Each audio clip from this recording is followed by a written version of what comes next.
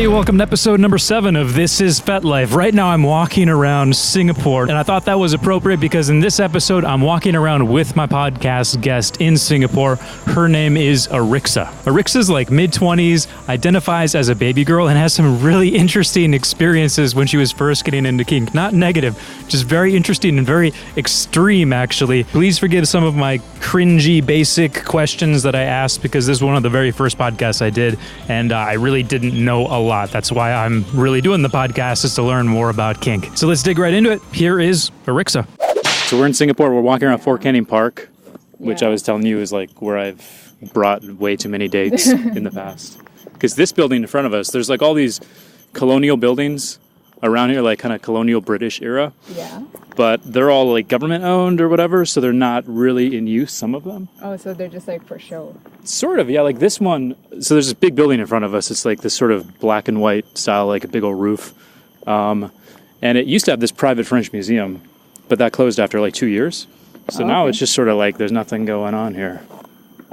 And before that, there was really nothing going on. There were just these dance studios with like floor-to-ceiling mirrors, and you could easily sneak up, and then you just like, it's perfect, just perfect. Did you bring your dates there too? Yes. Oh wow. And then a lot of times on Friday nights, there's like a concert going on right behind here, so you got the music. Oh, and yeah, it's all good. It's all good. And flashing lights. All right. Just a little sweaty. Yeah. So, yeah, why are we talking? Yeah. Well, what made you want to invite me here? Yeah. So you have actually like managed a group in Manila, not here in Singapore, because you just came here how long ago? Just like a month ago, and I've been to just like a handful of events, not like all of them. Here in Singapore. Yeah. Mm-hmm. And then how long have you been in like Fet in Manila? In Manila, I started. So it's 2015. So yeah, I think I've reached my 3rd year already. Like since the first day I went to a munch. Yeah. And how long were you managing one or organizing one? You know, honestly, I can't remember. Maybe it's safest about a year ago. Okay. Yeah, because that group was actually the first group I've ever joined. And then I met the owners and became really good friends with them, like over the years. And then it was this husband and wife called Master Red and Valerius Blue. And so they're husband and wife, and you know, things happen. They have more vanilla stuff happening to them, family. So they kind of had to concentrate on that first, and no one was running the munches. Oh, okay. So I was like, hey, I asked them, can I take over? You know, at least there's a munch near. Oh, adjusting the microphone. Sorry. Near like, because back home the groups are more location based. Okay, yeah. So there's one in the like north, Quezon City. There's one in the south, there's one in the middle. So I kind of liked the location of the munches they were hosting. So I was like, hey, I could host it because I live near the area. Sure. And I can help host it for you guys. But And this was called Manila Gap? Yeah, Manila Gap. Okay.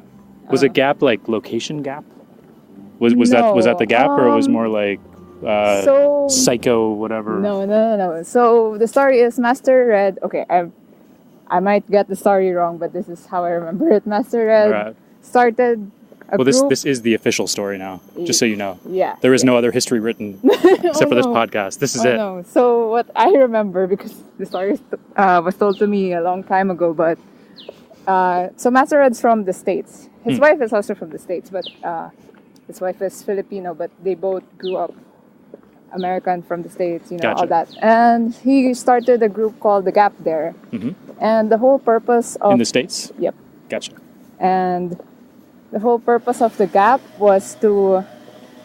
So you know how the BDSM community in the States, what I've heard is that it's really huge there. So there's probably tons of groups, like so many groups that you don't know everyone. Like you can't, it's impossible to know everyone there. Okay. And then, so of course, when there's groups, there's like politics and drama happening. So the purpose of The Gap was to like bridge the gap. So like everyone's welcome. to that group. Like if you feel like you don't belong to one group or the other, or you don't belong anywhere, you could always go to the Gap. Yeah. Yeah. So he decided to move to Manila with his wife because of course her family is Filipino, so she wanted to move back, and he was pretty game for it, and decided to start Manila Gap with the same intentions. I'm not sure because I think there was like sort of maybe some drama before I entered, so maybe the whole Manila Gap was kind of needed, but right now I don't think everyone in Manila's happy. Yeah, sort of. I mean, there's still drama, there's still like conflict, but it's not like a huge, like, people are angrily fighting each other and being shady online or something like that. I don't know, or maybe I don't see it. Or if they are fighting each other, it's in like a sexual way. Oh yeah, maybe. They're just beating the shit out of each other, but not in a brawling kind of way. Yeah. Yeah, so he was... Like, you seem like a good fit for that, because we met at the Singapore Munch with the SG Dom subs. Yeah, Right. I've heard that's like the longest running one here. Cool, yeah. Like, we were just talking, and there's something where there's like one guy who was like a sub, and then one girl who was like more of a, I don't know, she was something, and like they were... Dom? I don't know. They were disagreeing about something. And you were just like, whoa, hey guys, it's okay. You're like very bridging, very, very like. Sorry, I can't. Honestly, I can't remember. You need to make me recall. Yeah, I don't remember either, like specifically.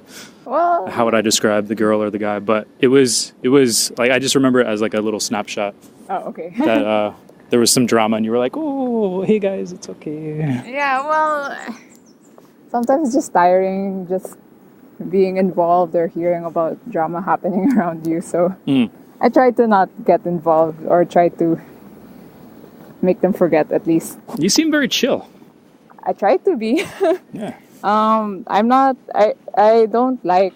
I don't know anyone who likes drama, but I feel like there are some people who it gets attracted to them. Definitely, it just attracts drama, and I'm like, I don't want anything to do with that. I just want to It's probably chill a fetish. and yeah, maybe should put. It's kind of like the bratty thing, right? It's like you sort of make somebody pissed off, just to kind of maybe. Just to kind of get that Maybe that's flare of why emotions. I don't understand brats sometimes. So. I don't identify as a brat, so maybe that's why I don't understand drama. Yeah, you don't seem like that at all. Yeah. How would you define yourself? I have to ask the obligatory question, what are your fetishes? Okay. Well, most for the long run I'm submissive. Like that's the role I'm most comfortable playing. And like, well, except for rope. Rope, I've learned that I like to switch. That is good. But that's the only aspect that I come like that I like to top in. That's good because you're going to tie me up for a podcast photo after this podcast. That's good. You better get ready. Just kidding. No. Like so like right now I identify as a baby girl. Okay. Which some people like they get confused. Yes. What a baby girl is, brat, a little. I mean, I have my own definition. I feel like other people have a different definition of baby girl because I think if you search the term, it's when. It's a golf cart backing up here. Yeah, it's so nice. Narrowly avoided us. So baby girl is. Like I think the dictionary definition is someone who wants to be a baby. Okay. Like so, there's baby boy and baby girl. So it's like younger than a little? No. Yeah, way younger, really? like infant. But that's not me. Yeah. For me, it's that's not what like, I would have thought. Yeah. For me, it's simply like I like having a daddy. I like acting girly, and a bit childish. But I don't want to have a mind of a child. I don't want to reverse back to a younger age. Mm-hmm. It's just like I want to be the age I am right now, but more like girly and childish and whatever that is. Yeah, that's my definition. And I like, I really like the term baby girl. You know? Yeah, I mean, you can use that, like... Even in the vanilla aspect. Yeah. You can be like, this is my baby girl. Yeah. And they're not going to be like, oh, those people are fucking kinky. Yeah. So, so I just really like the name. And We were walking along, and then there were, like, squirrels jumping all over trees. Oh. And your baby girl thing, it kind of made me, reminded me of this... this metaphor of like if your guy is more dominant, then the girl can be like the squirrel who's sort of just dancing around on the tree. And then if the guy's not as dominant, he's just sort of like swaying in the wind, and the squirrel has to kind of grab on. Oh, He yeah. can't really play as much. Oh yeah. Let's go this way here. We're still exploring the park here. Okay. It's like the dead end or something? This is your first time here, right? Yeah, very first time. So I'm just like following wherever you're going. I like this park a lot. It's right in the middle of town, and it's pretty quiet. Yeah. So I kind of have this analogy with like it tries to differentiate the three sort of like little baby girl and brat. Okay. So do you know the Powerpuff Girls? Yeah. Yeah. So I kind of like say the brat. No, the brat is Buttercup, Okay. and then Bubbles is the little, Okay. and Blossom is like the baby girl. Which one's Blossom again? The leader, the pink one, Okay. the more like mature one. Mhm. So yeah, so that's how I kind of. I mean, I'm pretty sure people will point out, hey, but this and that. But I like that because when the professor's there, he's still like, Professor. yeah, they all have a daddy. Yeah. Basically, so that's like the one common factor between all of them. So yeah. I like that. I used to be so into Powerpuff Girls. Like I watched. Really? Yeah, I was here in Singapore. In high school. I watched Okay. a marathon for like it was like 20 hours of Powerpuff Girls. Oh wow. And they had this commercial that they would play Like the old one or like. Yeah, the old one. Yeah. Oh, okay. Yeah, the original. Yeah, the new one's kind of weird to me. Mm. Yeah. I'd also watch like I know the Japanese made an anime version of it, which was okay. I enjoyed it a little bit. How old are you? I am 24. Okay. Yeah. So Is that about the right age for can a baby girl be any age? yeah, I think so. I mean, I think a brat or a little or a baby girl could be any age. You know? Yeah. I think so. But I guess some people have more like inner rules about how old the daddy should be. Mm-hmm. Yeah. What but about you? What about me? Could your daddy be 24? For me, it's not like I'm not very imaginative when it comes to like for me it needs to be like really physical. So the daddy has to be taller and older than me. Okay. Yeah. Oh, the road's blocked. So Yeah, we're making a turn detour all right. in the grass. So, so how old is your partner? Or is that confidential, or is that out there? Maybe let's just say he's older, way older. 75. No. But It's like three of you. It's let me just say it's easy to call him daddy. All right. Yeah. Do you get a lot of stares when you walk around? Back home, yeah, but it's not because I don't know. There's probably I don't know. In my head, I think there's a stereotype about like younger girls and older guys. Especially in the Philippines. Yeah, especially in the Philippines. Here, not as much.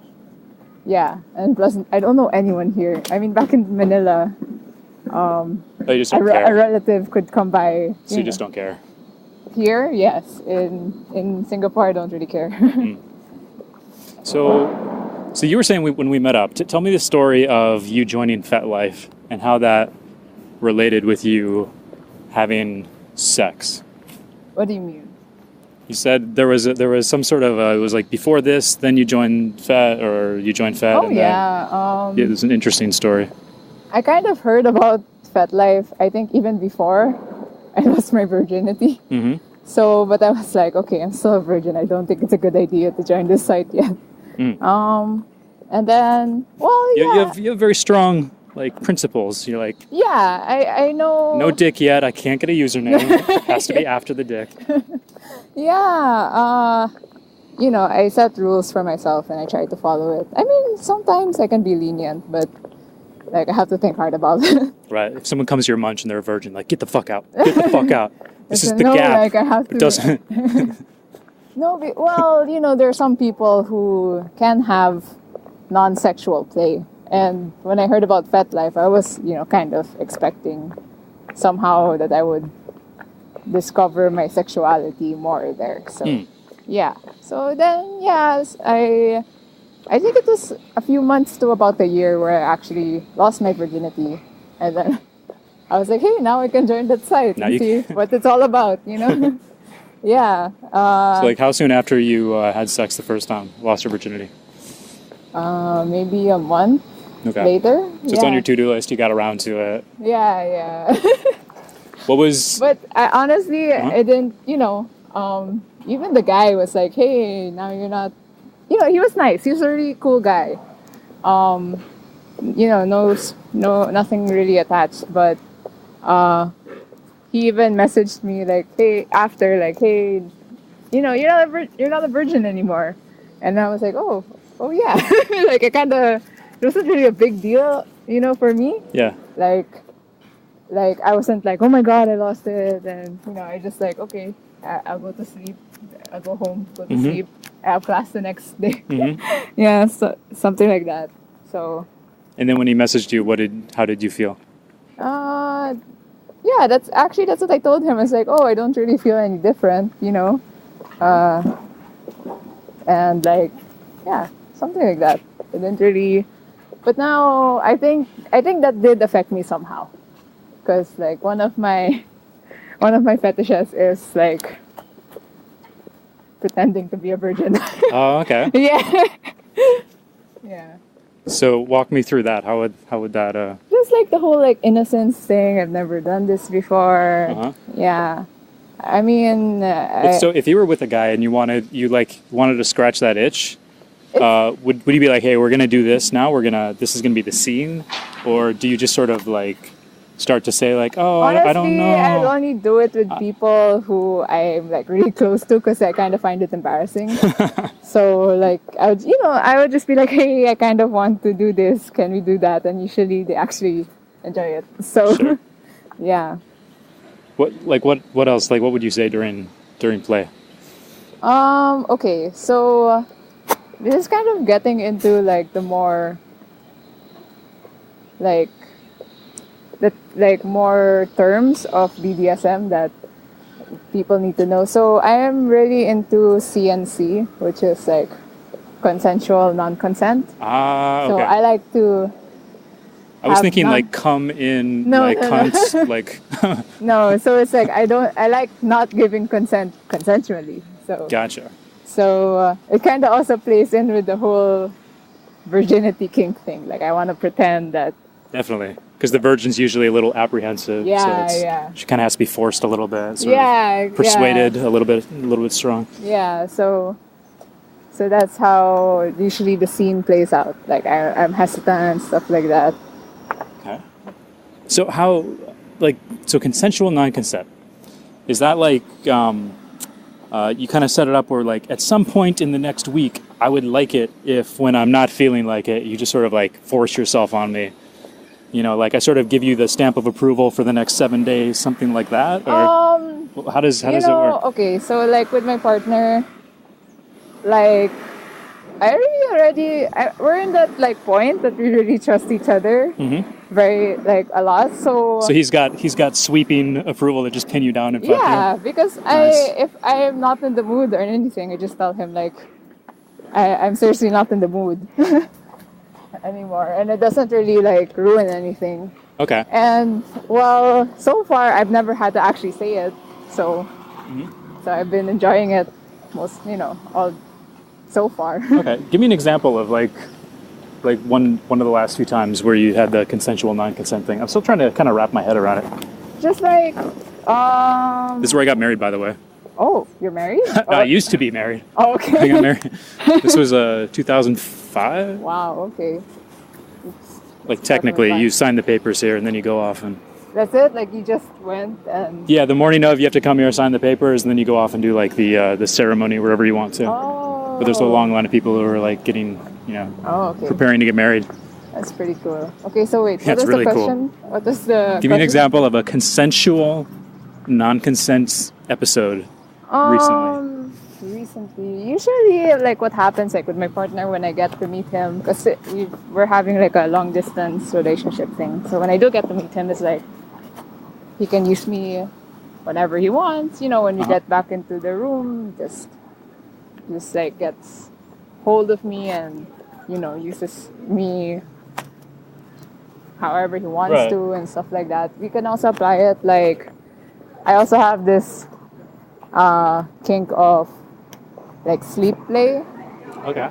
Yeah. So Is that being woken up by being fucked? yeah. Your things favorite like that. alarm clock?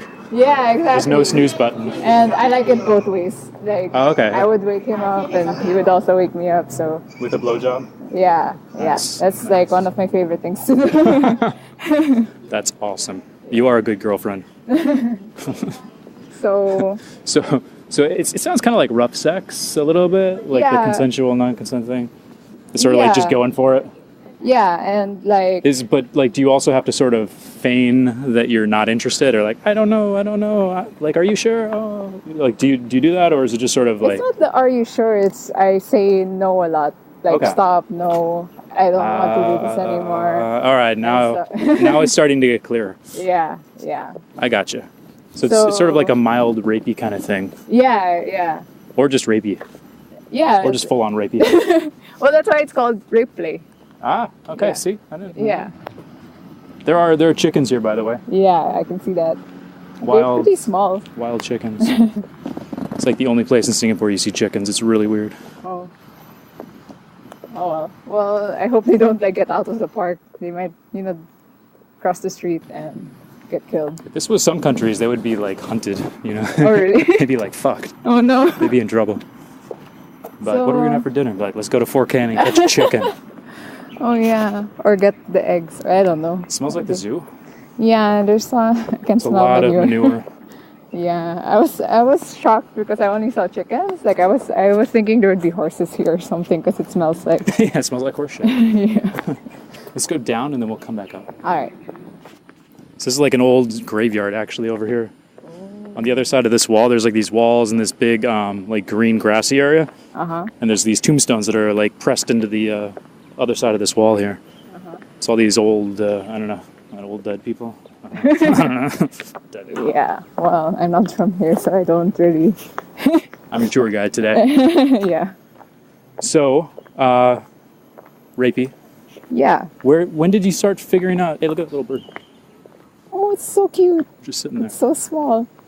Anyways, When did you start figuring out that was something you were into? Was it after becoming quote unquote sexually active, or it was like even before you were sort of drawn to those movies? And yeah, it was way before. I would read like things on the internet and stuff like that, and it's not even just like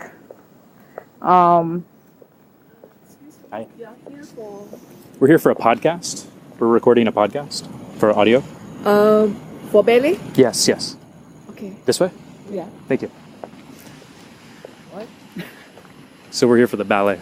We're here recording a podcast for the ballet. All right. So we just got past the gate. Okay. Gatekeepers.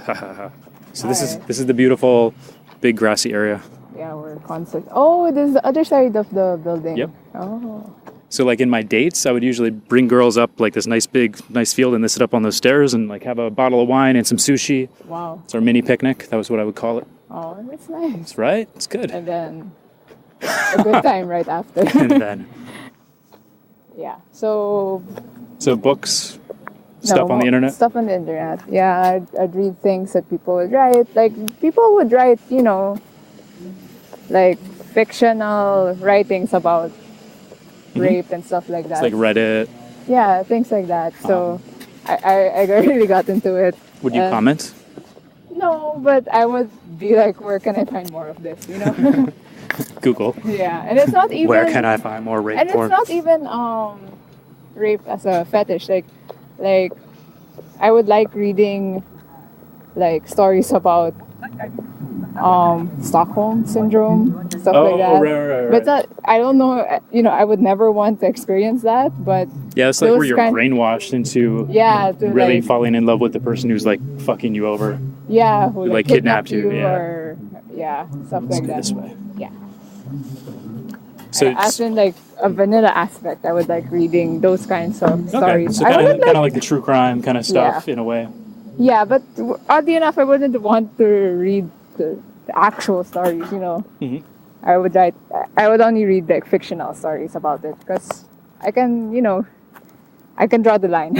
Okay. Yeah.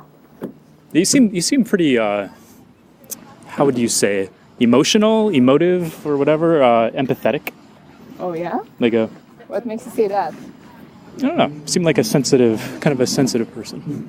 Yeah, I guess you can say that. Maybe that's why I'm very. I don't know. Like you told me, I have a lot of principles that I follow. So to like ground myself or something like that. Mm-hmm. Is the rape play? Is that sort of a kind of an outlet for maybe being nice a lot of the time? Am I nice? No, I'm just kidding. You seem pretty nice. You haven't stabbed me yet. I don't know. I just find it kind of hot. So. All right. Yeah. Yeah, maybe. I never really thought about it. I just found it like a very hot thing. Just hot sex for me. Yeah. But of course, like I never would do it with someone like I played for a few times, or it's really someone like I trust. I was with this one girl, and it was it was like a one night stand kind of thing. Oh yeah. Or, we met a couple times, but this was the first time that we met. It was like Tinder or something like that. Yeah. And we went back to I got her back to my place, and then we were starting to like sort of fool around. Yeah. And I could tell that she liked it rough. Yeah. But she was like, so like like I just sort of put my hand on her throat, and you could see her eyes kind of light up a little bit, right? And yeah, sometimes it's kind of funny hearing those kinds of stories. Like you can see her eyes light up and stuff like that. And then like later, she was like, "Yeah, what I like is being choked until I basically like pass out, just about." And like being forced and all this stuff. But she's like, I can't tell people that. Yeah. Because if they don't know what they're doing, they'll just like kill me. Yeah, like exactly. by accident. Like, oh, you like being raped? Then like let's go, bitch. You know? Yeah, exactly. So like you have to sort of drip out the information. Yeah, exactly. About also the breathplay thing, that's also one thing I really like. But I only learned about it when I entered the community. Like I had no idea it was a thing, breathplay. I've never really tried it. So I not discovered it, but remember the couples? Yes. You were talking about your very first Fet experience when we met up. Like, so tell us the story. So they were so you're like just a cute little virgin, like you're like a month ago. You saw penis for the first time. I was in that age that I was still pretty young, but that's trying to be very mature. But it's kind of obvious. So you're like acting like you. That I know things. I know what's going on. Yeah. So how old were you? 18? No, I was 20. 20. Okay. Yeah. So how did it go? It's like. So you'd only had sex with one person at this time. Yeah. So I was trying to figure out I wasn't in a rush to have a BDSM session with anyone. Mm-hmm. Like that wasn't really my I would go to a munch and I want to meet someone there immediately. It's like no, I was contented with meeting just people and having conversations with them. Right. So this couple, they seemed really nice. How many munches did you go to before this happened? I really can't remember, but I think 2 or 3. Okay. Yeah. So you met at the munch, and then you chatted a little bit, I would guess. Yeah, I got really close to them because they were the organizers. And yeah, and they hosted a party, and then I wanted to go, and they were so nice to me. They invited me to their place before the party, and then I saw all their toys and talked to them more about BDSM and stuff like that.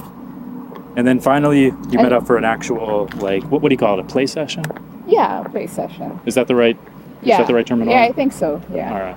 So and play session number 1. And I was quite young, so I was really I really don't want any strings attached or like emotions attached. So I really thought it was like a good opportunity because they're already married. There's nothing to do, That makes sense. Yeah, and plus the wife was there when the session happened, so I felt safe. Like she's actually a doctor, so if anything goes wrong, at least someone can do CPR to me, Yeah. So why would they need to do CPR? All right, let's get into it. Let's get into the story. Okay. So they were talking about Breathplay, and I was literally like, "Oh, what's Breathplay?" And then they were like, they brought out some of the things that they do Breathplay with. Like there was like a latex mask with just a tiny hole in it, and then plastic bags. Okay. And just like a Ziploc or like a trash bag, a garbage bag. Okay. Like for the small garbage, like it's really small but enough to fit my head in. Okay. And yeah, things like that. And I was like, okay, I still had no idea, like, how does this go? And So- they would show me, like, So latex mask with the little hole, little trash bag. Anything else? I think that's all I remember that I liked. Yeah. Yeah. So how did it go? So it wasn't a session. They were just showing it to me. Like they just brought it out and just like, hey, this is how some Breathplay works. Cool. Planted the seed. Yeah. So they placed on the mask, and I was like, okay, it's hard to breathe because like I can only breathe through a hole. So in my head, I already thought that was Breathplay. Like, Okay. I was like, oh, it's hard to breathe. It's Yeah, that's what I And thought. then he was like, oh, that's not it yet. Then he closed the hole. And then I was, I couldn't breathe because like I'm just breathing back the carbon dioxide I was breathing out. So I was like, oh my God. But it was like a shock, but it's also like, oh my God, it's so cool. And this was not even at the session. This was just when you were like first just like hanging out with them before. Yeah. And of course I told him like, yeah, it's pretty, you can do this to me, you can show me, It was just like to show me what it's like. Okay. So where are we going? We're wandering around. We're in some university. I'm looking for air conditioning. Oh, right. Let's hot outside. Yeah, I'm sweating. Yeah, Singapore's really hot. There's all these like what do you call them? Like not auditoriums, like big classrooms with like, seating. Oh, really? Yeah. Oh. We'll see. They might be full. Seminar rooms. Wait, Classrooms. Are we allowed to go here? No. Of course not. There's air conditioning. Alright. This is we're at SMU. This is this is like my favorite thing. Really, it's like walk around random places. Okay. At least we got some air conditioning though. Yeah. See, perfect here. What? See, I love this shit. Oh my God, it's so big here also. All right. We could just say we're lost if Yeah. anyone. We don't know what we're doing. I don't live here. So we're in this huge, like, how many chairs are here? Like, these are what, 5? So 10, 20, 30, 40, 50, 60, Maybe 70, 100, 80. Yeah, about 100 chairs. Yeah. There's nobody here. And there's air conditioning. Yeah, All right, awesome. let's take a break. Okay. So yeah, and then that was the mask, which was okay for me. Like I think that's the only time I've ever experienced the mask, or maybe 1 out of 2. And then I saw the plastic bag, and I was like, okay, how does that work? Honestly, in my head, I was thinking, You've never seen like a mafia movie? Yeah, no, I don't think so. Like I was thinking, what are you gonna do? I really thought that people who need paper bags to help breathe. I thought that they were gonna do to me. I was like, did he just like then he whip it right over your head? Yeah, it's like, hey, I'll show you, and then I was like, okay. And then it was actually pretty good. Like Sounds very intense.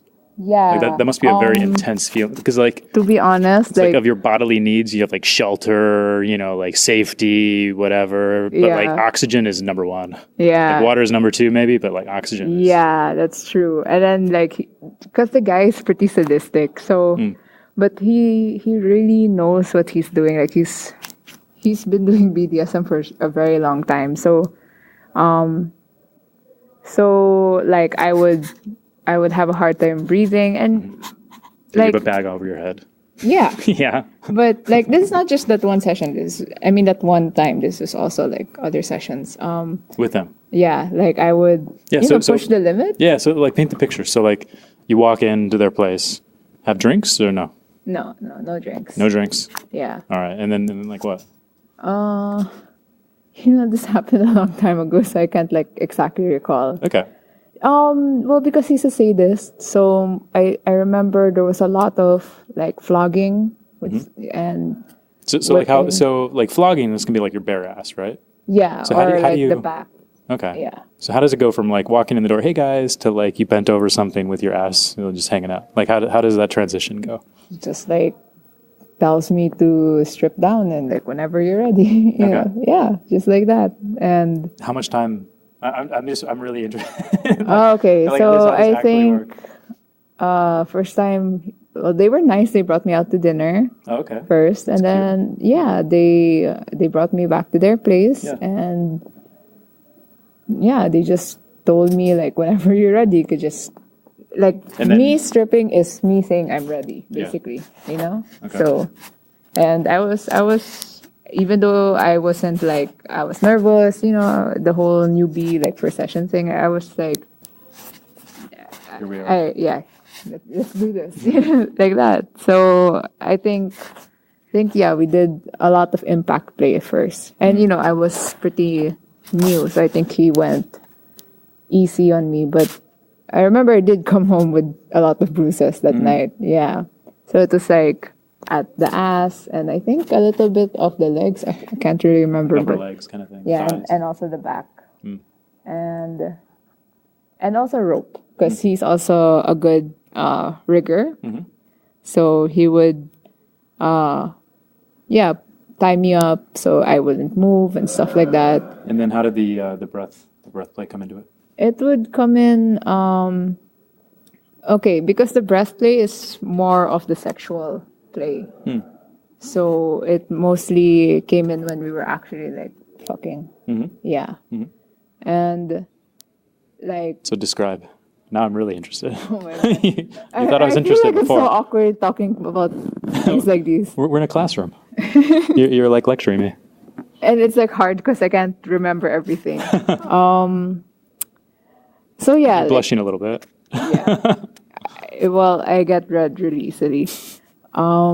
Which is actually pretty good because I don't know, for them to tell if I'm, you know how when you can't breathe, you start turning like purple and stuff like that. So it's pretty easy for them. So you're like expressive, color wise. Yeah. So, I remember being tied up. Like I couldn't move. I forgot how I was tied up. I just remember I couldn't move, and then I'll have the plastic over my head, and then he would be fucking me. So it'd be like missionary, and then like instead of grabbing your hair. So he'd be grabbing the bag or something? Yeah, like he will keep it close. And then you know I would be begging, like I can't breathe and stuff like that. Like tap, tap, tap, tap, tap, something like but that. he was really good at knowing when. Knowing because this is hard to explain, but like I would sort of kind of when I knew what the signals were for him to like ease up a bit, I would do it, like kind of act a little bit. Not because I didn't want to do it anymore, like stop, but it's just like, I don't know. I guess I was a little bit brattish before, but just a little bit. So I would like try to push it. But then it was funny because he could tell, like, he's like, oh, you're just acting. You could take more than this. So you were it was kind of like your no kind of thing. Yeah. You're like, oh, take the bag off, bag off. Like, seriously, I can't breathe anymore and stuff like that. 5 more seconds, bitch. Yeah, exactly. Yeah. Yeah. So like after that, what did that like blow your mind as far as like, wow, there's so much going, like so many possibilities, or what did you think? Yeah, when I experienced that, I was like, oh my God, how, I don't know, like, because remember, I just like lost my virginity, right? Just to some dude. Was he even experienced or no? What do you mean experienced? Like, was he good at sex? Did he fuck? Oh yeah, he was good at sex. Yeah. Okay. Like he's experienced. So it wasn't like your high school sweetheart and like no. just terrible. No. But yeah, like rough sex, that would be, that was the thing that we did. And then, That's good. But not much BDSM. Like toys he would have, but So the first guy you fucked had toys. yeah, That's yeah. pretty. You kind of lucked out. Huh? You lucked out. What makes you say that? Not like most like first experiences for girls are just like terrible. You know, it's like shit. No, I wouldn't say that my first experience was terrible. Yeah, like most guys don't have toys. Yeah. Yeah. Yeah, and his toys were more catered, like really for the girl. So, yeah. It's like vibrators and stuff. Yeah, vibrators, all like insertables and stuff like that. But we didn't really Where did you meet him? online. Oh, okay. Yeah. Not yeah. FetLife because you didn't have a not profile. FetLife. And it's really like not a date. It's not even a dating app. It was like a forum, and we just talked, and Okay. that's it. Yeah. And then Yeah. So I felt like it was a big difference though. yeah, I felt like it was a huge jump. Like there was no in between. Like, Yeah. is there anything between this? Oh. Yeah. Oh shoot! What did I do? Oh, you're good. You're good. Okay. Like, what was it? A really powerful orgasm? Is that because like I've heard the asphyxiation thing? It's like it heightens the orgasm. Yeah. Is that how it was for you? Yeah, and it's Talk like about it your keeps orgasm. going. Talk and about your orgasm. Yeah, and then, it just keeps going and going and going. Mm. So like I felt because I kind of understood why I was into it, but because I think like I masturbated like the first time I ever masturbated, I didn't even know what I was doing. Mm-hmm. That what I did was masturbating. You didn't even know it was a sin. Yeah, I Wow. had no idea. Wow. Like I had no idea what I was doing. So yeah, I was like I think less than 10 years old even. So, and of course, like I live with my family and stuff like that. So I would always try to be quiet, right? And somehow I learned that to be quiet, I needed to hold my breath. Yeah. And that's when it like clicked after that like sessions like, hey, maybe that's why I'm so into it. It like kind of relates to when I masturbate, because when I masturbate, like when I need to orgasm, I have to hold my breath to be able to orgasm. That makes sense. Yeah. And then like the breath play is like heightened because I can't control my breathing. It's someone else. So it's like better. Yeah. So yeah. That's what I can remember from what we did. Yeah, that was like basically my first session, which, it's kind of like I kind of refrained myself from telling this to other newbies. Because it's a bit too extreme. Yeah, it's like really extreme. Like some days I'm like, I wish I could go back in time and like hit myself in the head. Like, what are you doing? Yeah. Yeah, I mean, no, it was still really good, but like, They were like the group organizers though, so it Yeah. seems like it would be safer. Was it Yeah. the safety thing, or was like you just should have taken it step by step? Is that why you would have slapped yourself, or just no, for fun? just like this. Or just it's like that's just what I would do. Self impact play. No, it's just the step by step thing. Like, oh, you should have taken it slower or something like that. Yeah. They took you out to dinner. Huh? They took you out to dinner. There you go. Oh, well, yeah. So yeah, that's why I kind of, because there's this whole like sub frenzy thing where new subs would like after they dip their toe, they just want to dive right in and stuff like that. Sub frenzy. Haven't heard Yeah, that. that's so sub frenzy is when like there's a newbie who comes in the community and just wants to try everything. Like they're unsure about. Of course, they're unsure what they like because they learn so many new things and they just want to try everything, which is dangerous. I mean, it's not bad, but it's Maybe dangerous. lower your standards or something. Lower your screening standards. Yeah, they will be like they're willing to do it with anyone who knows, and they might not know them. Yep. They like don't take safety precautions and stuff. Yeah, stuff Okay. like that. I mean, it's yeah. So there's a safe like way reefer to do madness, it, and sub-frenzy. then there's a dangerous way to do it, and most of the time it's pretty dangerous. Yeah, You would say most of the time is pretty dangerous. Oh, Especially- just with the especially if you're just alone, like you don't have a partner. yeah. Yeah. So what's like if you're a young person and you're like, I kind of think that maybe I don't know, maybe somebody slapping me, whatever would be cool. Like how do you get into it? What do you mean? Like What's a good they're way? already in the BDSM scene, or Nope. It's like, what's this FetLife thing? well, Go to a munch. yeah, I would Get a always. username. I would. First Yeah, username. I would suggest all the newbies, even like newbie doms and stuff like that. I would always suggest them to go to munches because I feel like that's the very first step you need to take if you want to meet someone or learn about the community or get to meet a potential play partner. Because munches is like the safest way you could do it because it's public. You'll meet friends, or maybe you won't make. Maybe you might not make friends, but you'll have acquaintances. Right. The serial killer guy probably isn't going to go to a munch. Yeah. He'll probably just like take you to his place and kill you. Yeah. Exactly. Probably won't be hanging out at the munch. Exactly. That's at least some filtering going on. Yeah, and then So there's probably a couple serial killers in munches. Yeah, there's gotta Maybe. be. There's gotta be one. yeah, but maybe it's consensual. Sure. Probably. Consensual. That's a different kind of play. Yeah. What do you call that? I have no idea, Termination but play. I've heard some like crazy It's like Omega subs play. that I heard crazy subs that like would ask. Well, for some reason, I've only heard like male subs. A lot of male subs who like ask the mistresses to kill them. Yeah, but like. But they of don't- course, they that's don't- like illegal, so Yeah. the mistresses won't. But I don't know. Maybe if it was legal, maybe they Yeah. would. That's like if you're like having sex and the girl's like, come in me. I'm like, well, I would love to, but Yeah. not tonight, sweetheart. Yeah. Yeah, when you're the sub, you get to kind of say whatever you want. That's Yeah. kind of the privilege of it, I guess. Yeah. So like, okay, back to munches. See, you're so good. You're so on point. You're on point. You're like getting us back. Oh, Yeah, it's good. really? Okay. All right, back to munches. So munches, it's very easy to. I didn't even know there was a pathway there. Yeah, we don't know where we are. Yeah.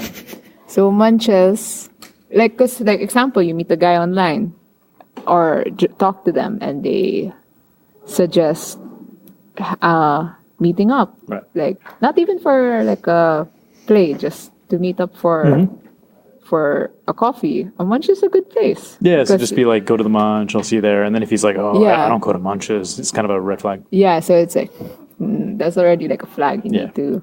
I mean, there, of course, people have like will have reasons. I don't know. I never really understood them, but they'll have their reasons. Like, but nah, like Yeah, you need to. You that'd need be a to- pretty strong reason. Yeah. Yeah. I don't know. Maybe a good reason if they're like super famous or something. But That's true. yeah, Yeah, that's like the only thing I can think. yeah. But like, But then if they got that Twitter verified thing, then like oh my god, that's even better than a munch. Then Yeah. that sounds pretty safe. Yeah. And then, so yeah, like you can go to a munch, and even if the people don't know them, we kind of can assess, like we could, because some people are Yeah, you more get a feel- experienced, like you feel get from- the feel, and then we can tell you like, hey, maybe this guy's kind of seems sketchy, maybe like bring him over to munches a few more times, or have a coffee or something like that. Yeah. And usually munches back home are mostly in a coffee shop, so it's mostly like an afternoon thing. Yeah. So it's not really out of the way. It's like a weekend, and people are usually free if they, usually people on weekends have plans at night. So So if you it like won't can't go to clash. 2 or 3 munches in a row, it's like, see you later. Something like that. Actually, back home we've been having like 3 munches a month. So if you can't go to one, you can always go to the others. And if you, so like you were saying, like your asphyxiation, the breath play is like probably too abrupt to like go straight into. What would be like if you were gonna tell yourself to do it over again? What do you think would be a good way to get into it? Like if you've had Maybe- rough sex, then like what's next?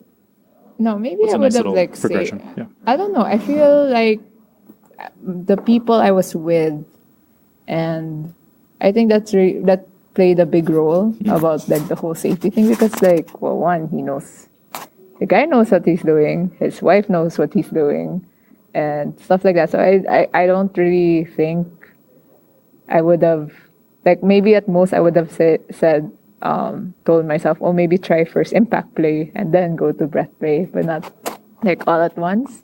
Because it's like. Did you even know that Breathplay was like extreme? No. Okay. Or I only knew afterwards, I guess, because I had friends who would be like, oh my God, what are you doing? Yeah. Yeah. And then I think, like, I also learned after that session that I really liked impact play also. Like, it was pretty fun. I like, because the guy was a real sadist, so even if I say, like, no, stop. And, we discussed before, like, you don't need to stop when I say no. So, like... That's your first time, wow. Yeah, like, I came home with bruises, and even the aftermath, I enjoyed, like, having to feel the bruises afterwards. Yeah. And all that, yeah. Just this one time I had a girl over in my place, and like before she left, I like bent her over the couch and then like took a Sharpie and like wrote my phone number on her ass. And she was like, it was on my ass for 3 days, you asshole. Like, But she kind of liked it, Yeah. That was kind of like the feel. Like, I would call him an asshole, and it's like, oh, whatever you like. You still like it, so. Yeah, that, like, I would think, like, how I played that time would be dangerous for other people, or how some people have their own principles and they think this is right and this is wrong, and only these are right and wrong.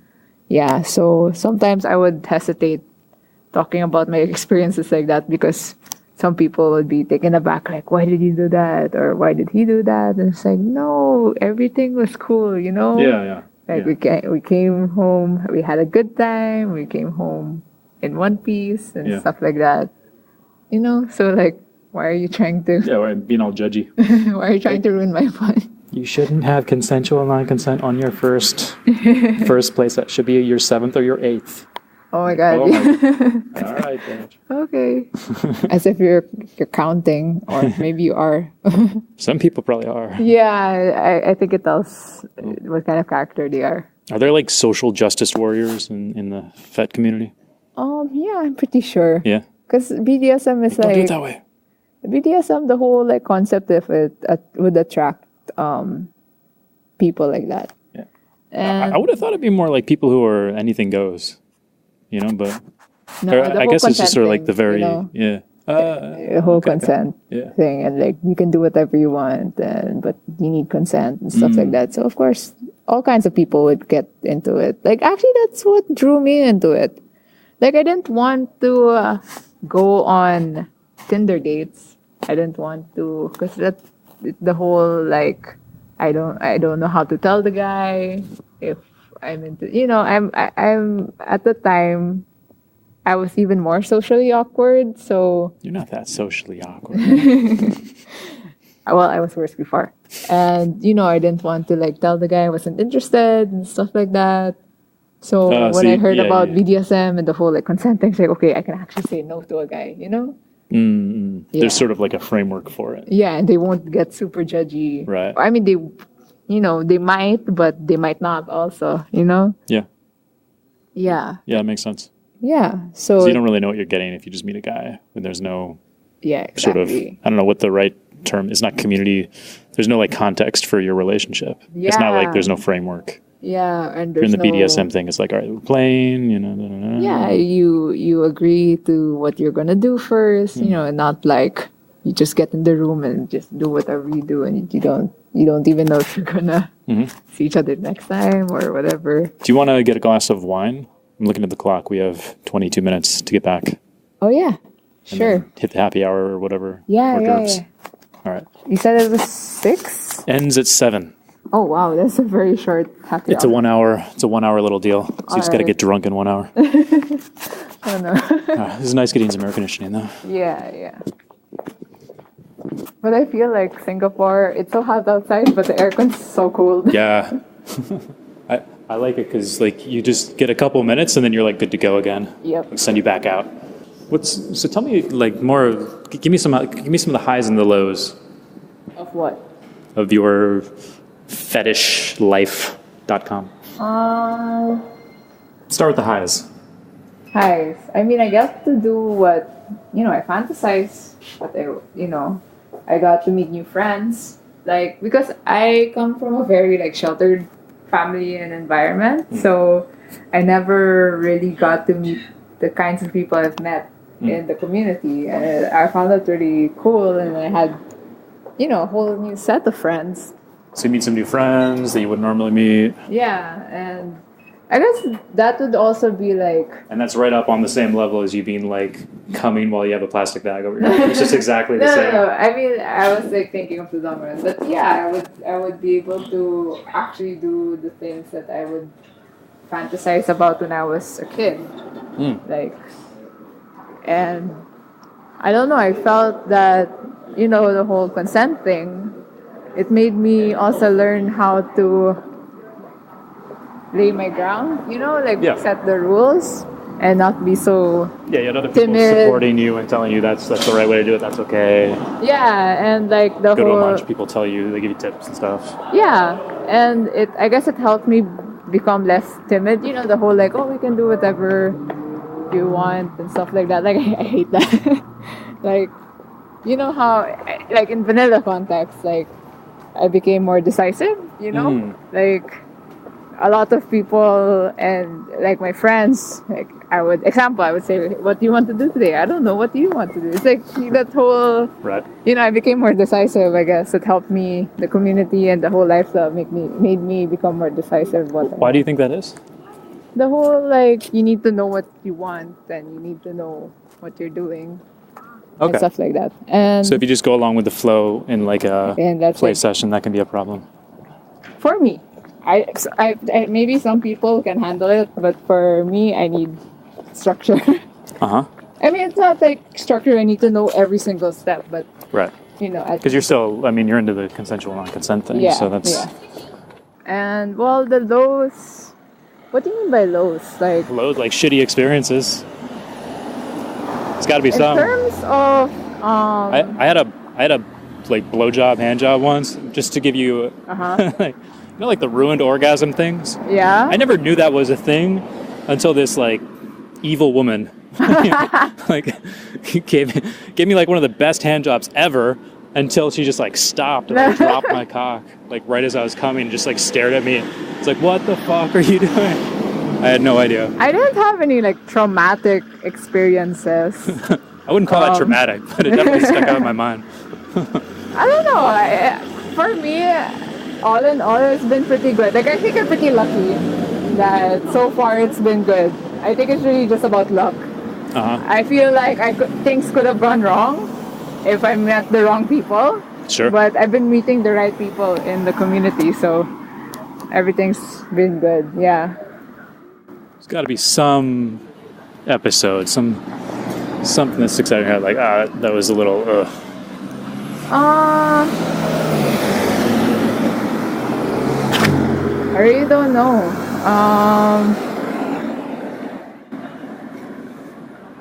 Maybe, okay, with my play partner, we're both poly. So he gets to play with other people, and if I get his permission, I can play with the people he likes. So, sorry. And we can play with other people within the relationship. So, I guess I got jealous. Of course I would get jealous because it's not that it was because the poly thing was new, but it's not like before I was monogamous. You know what I mean? It's like I always suspected that I could handle being poly, but I just never experienced it before. So I think the jealousy was just like a natural reaction. So, but that didn't really last long. Like I talked to him about it. Afterwards, we calmed down, and right now I don't get those episodes anymore. Does he exercise his poly privileges more than you do? Because that can maybe sometimes be the one of the roots of the sort of jealousy or like not fair. Yeah, he does. I think he sometimes I can't keep up with the partners he has. in other countries, but I don't really mind it. Like, I'm just, he would Does it tell turn me, you on? he would tell me, like, oh, I'm going to play with this person tonight. So I just text him, oh, have fun, stuff like that. Mhm. Turn me on.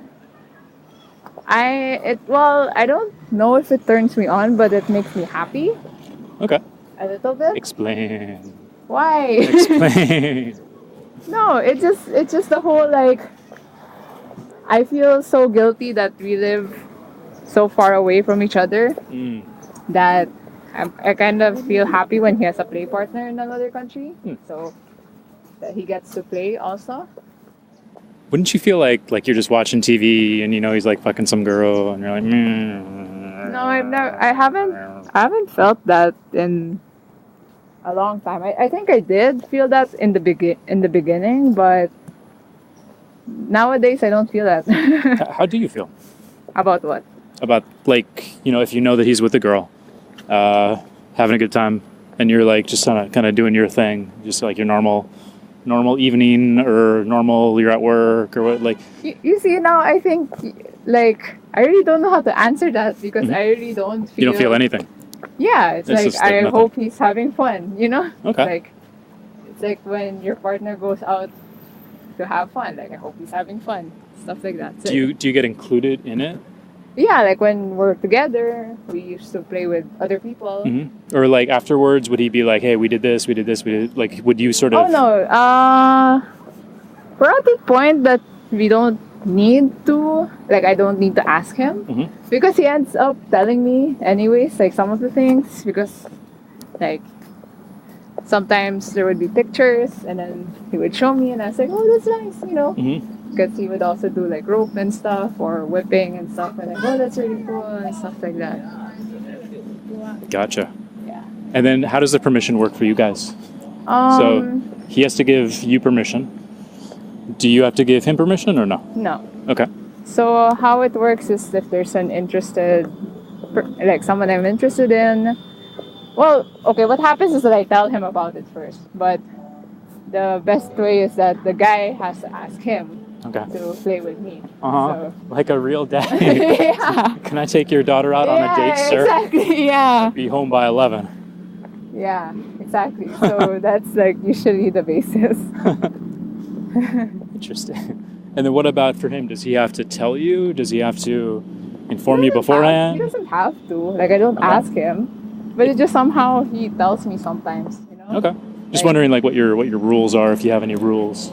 Why would I have rules for him? He's the dumb. So. Oh, I don't know. I'm just a newbie FetLife boy. I'm a vanilla. Well, I guess some DS work that way. Like, the sub would still have rules, but that's not how it works in our relationship, I guess. Okay. And then how many partners have you had? It was like, when you told me I thought it was a low number. So far, like, partners? What do you mean by partners? Yeah, like a DS I don't know. relationship? I don't know. Answer however you like. Well, technically, only one. Okay. Yeah, which is the partner right now. So. Okay. So one, like, kind of relationship-y kind of thing. DS relationship. Oh, okay. I guess now it's 2. Yeah.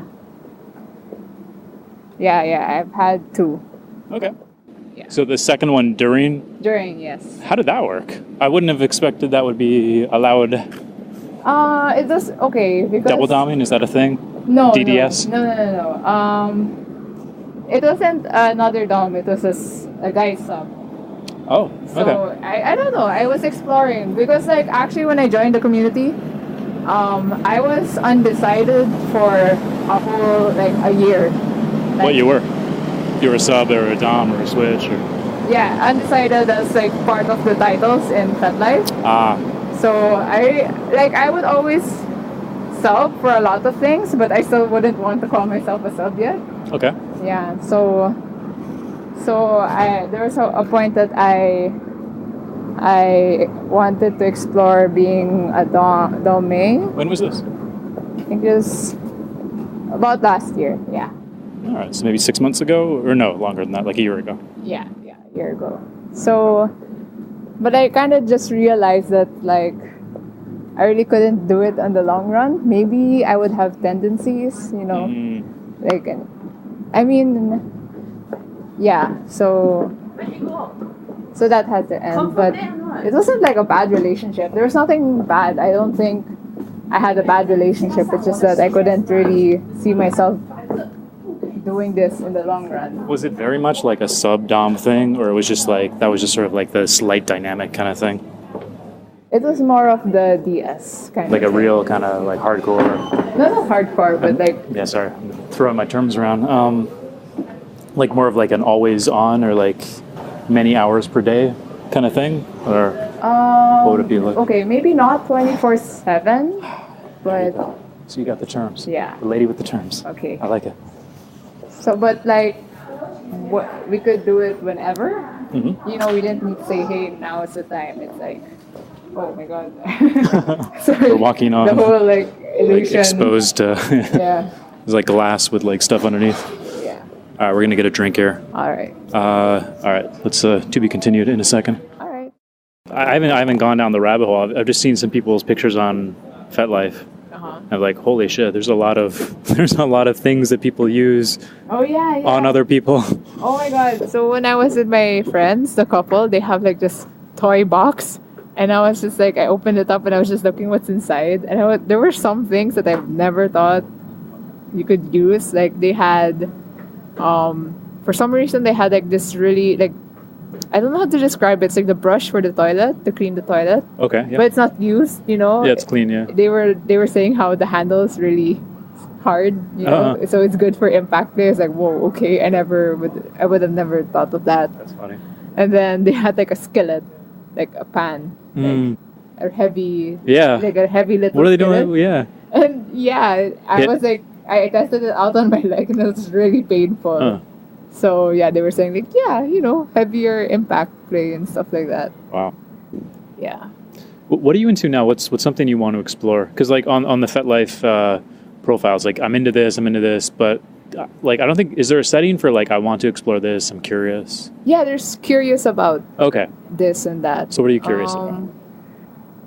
I don't know yet. I'm still pretty open about trying things out, but I guess lately, like for the past year, it's been Bestiality. No. It's just been because I consider myself, like compared to all my friends back home, I consider myself kind of like vanilla, you know, compared to the things they like. Like I like simple things like impact play, rope, and breathplay. Like, and it's like, you know, I have sex a lot, so it's mostly in the bedroom. I mean, yeah, it's mostly in the bedroom because I'm also like pretty shy. I'm not into being an exhibitionist and stuff like that. So even in play parties, I don't really like do a lot of like subbing there. But right now I've been into rope lately, like more I'm discovering more like rope topping. Like in the past year I think I was more of a rope top for the past 12 months, yeah. For girls and guys? It's been mostly for both. Yeah, for both. But mostly guys? Mostly girls. Mostly girls. Okay. Yeah. Yeah, I don't know. It's something that like it's not the sexual thing that I've been doing. It's more of like to learn and the practical stuff. Yeah, so that's what I've been mostly because I have a group of friends where they would just like rent out a gym and then just practice rope. Yeah, just practice rope. And like I don't know, it's just a good way for me to like meet my friends, hang out, you know, have dinner hang out after. literally. Yeah. So like are you guys all like getting each other off or no? No. That is exactly what I imagined. It was just like some kinky rope gym. Oh my gosh, you know, it's so hard to it's like squirt juice all over the floor. I have to mop it up.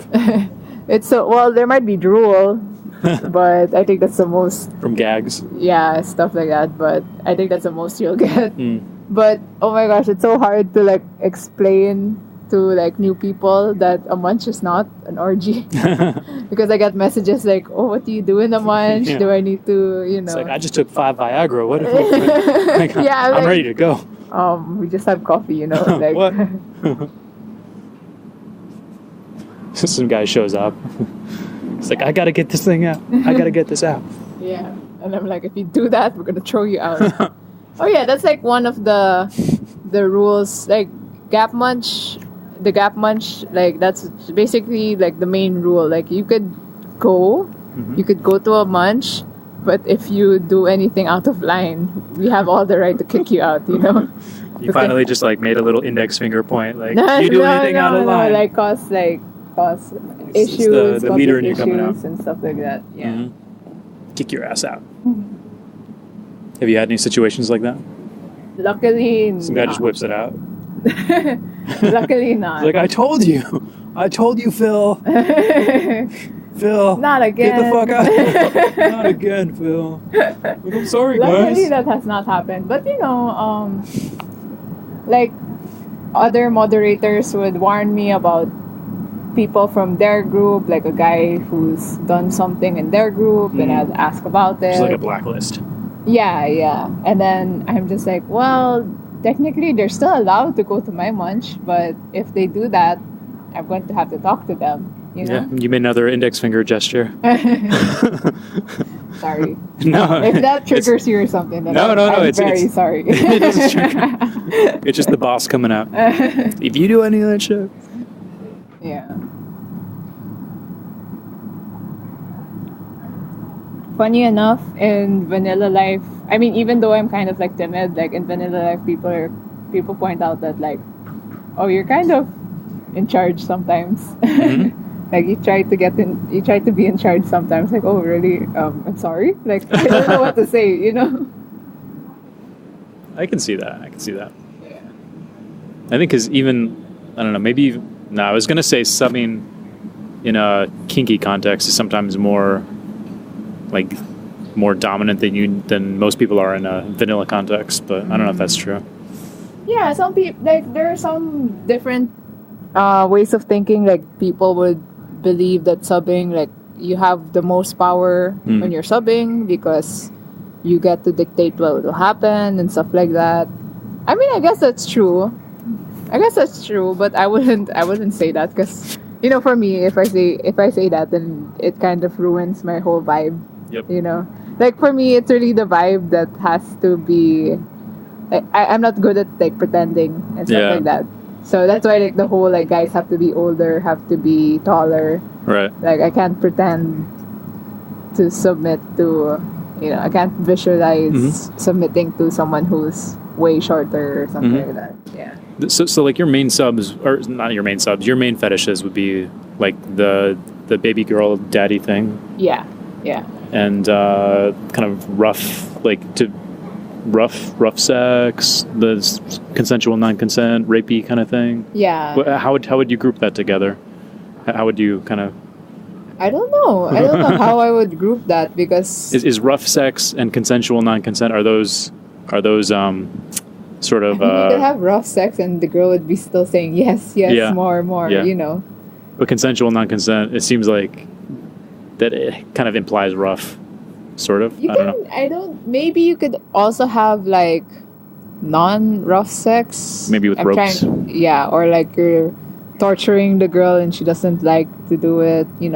Like torturing her slowly and stuff like that, and she's still like resisting, pulling on the restraints and stuff like that. Gotcha. Yeah, so it's kind of like a teasing sort of thing. And she's like really not like air quotes not into it, stuff like that. But yeah, like my combinations usually rough and a lot of denial and stuff like that. Mm-hmm. Yeah. Mm-hmm. Cool. I'm trying to think. There's so much to talk about. Yeah, I mean there is a lot of to talk about, but it's hard to. I also have this problem when I'm talking to newbies because I'm like, oh shit, what do I tell them? I need to like just jump in. No. Just go for it, newbie. No. Oh yeah, get that sub frenzy. Like Yeah, but we do have to concentrate on newbies when they come in Manila, because I don't know, personally, I think there are a lot of female sub newbies than there are male dom newbies that I come across. So, I mean, they even had to make a group just for the newbie subs, newbie slaves, and stuff like that. So, that to me tells me, like, oh, there's more of them. And so that's why when I see back home, when a newbie comes to the munch, I would really try to educate her, like really try to concentrate. I mean, also, okay, to be honest, I would do the same with a newbie sub guy, but there just hasn't been, a lot that come to the munch. So I would like tell her, like, because the whole thing about the BDSM thing is like, you still need to be responsible about what you're doing. This is a very adult practice, It's not like... What do you mean? It's not like, you find a dom and you can just, like, let go or something like that. Like, when you meet a guy, you need to still be responsible. Like, you need to know what you're doing, what you're getting yourself into.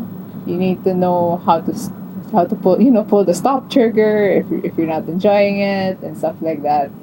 Don't be afraid to hurt his feelings and stuff like that. Because, when I was a few years ago, I wouldn't hesitate to just say no to a guy. And I don't know if it's just how the whole community, like, that's how they react, but they're like, okay, that's cool, you don't want, then that's fine. Yeah. So that's why I try, to, like, lessen because the whole BDSM community, the scene, the lifestyle is very intimidating. So is it?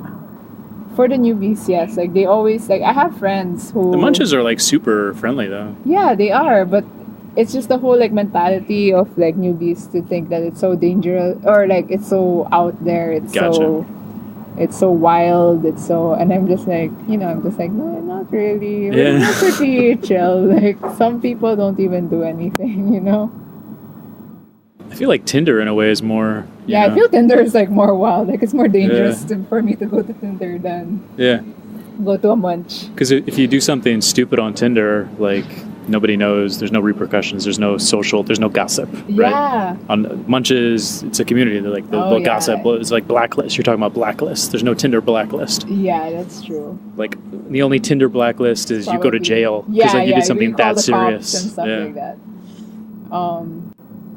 But yeah, like, I had friends, like, vanilla friends, because I was more open to my closer friends back home. I would tell them, because, after I tell them, of course, they'll get interested a little bit. So I told them, there's, like, rope jams, workshops, and they literally think that, like, we have sex in workshops. And I'm like, no, we just, like, we're in our gym outfits. We're about to do yoga, we do stretches. Yeah, but they're, like, so intimidated by the whole thing. And it's like, yeah, and, that's also one thing why there's a lot of, like, girls or newbies who are scared to go to munches, because they're just so intimidated. Because they just think it's an orgy. Yeah, or, like, there's going to be scary people there, and they don't know how to react to them. It's just like, no, it's just, like, I have to try to explain to them. Like, I try to ask them, are you into photography? Are you into anime? Because, like, they have meetups, so that's basically what it is. It's a meetup, How big of a role do you think sex has in kink?